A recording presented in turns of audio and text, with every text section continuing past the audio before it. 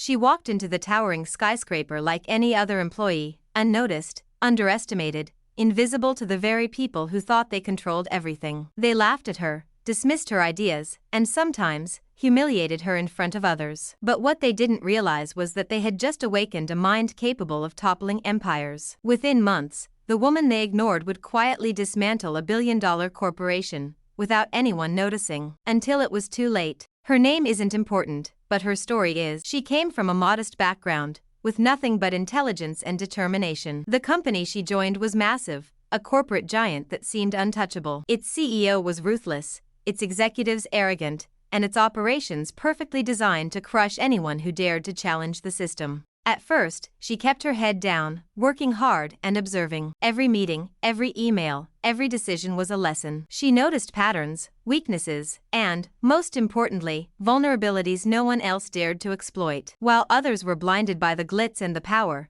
she quietly learned how the empire really functioned, and how fragile it actually was. Her first months were difficult. She faced small humiliations, ideas stolen, promotions denied, even public criticism that made her question herself. But she didn't react impulsively. Instead, she began planting small moves, an overlooked memo here, a subtle suggestion there, quietly gathering allies who weren't part of the power circle but understood her vision. Every minor victory she achieved was invisible to the top management. A spreadsheet corrected, a minor fraud uncovered, a deal renegotiated, each action seemed insignificant. But cumulatively, they set the stage for the empire's downfall. She also studied the CEO's habits, the internal politics, the weaknesses in the company's legal and financial structure. While everyone else was busy celebrating their own small victories, she was silently strategizing. Months passed, and the pieces were falling into place. The woman began executing her master plan. She didn't confront anyone directly. She used systems, loopholes, and legal structures to her advantage. A small accounting error here, a contract clause there, each move appeared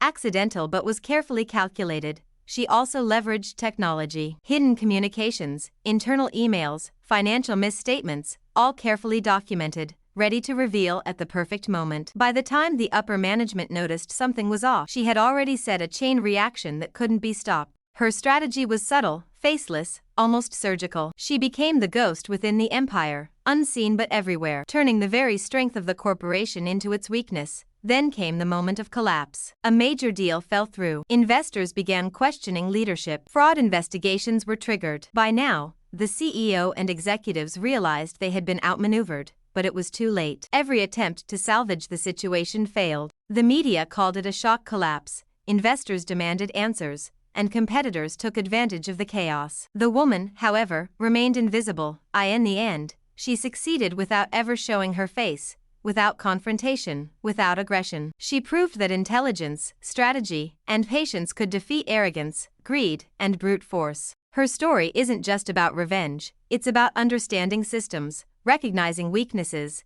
and executing a plan flawlessly. The empire thought it controlled everything, but one underestimated woman showed that sometimes, the most powerful force is silent, patient, and calculated, and while the corporate world continues to chase power and recognition, her story serves as a reminder. Those who underestimate the quiet ones often pay the highest price.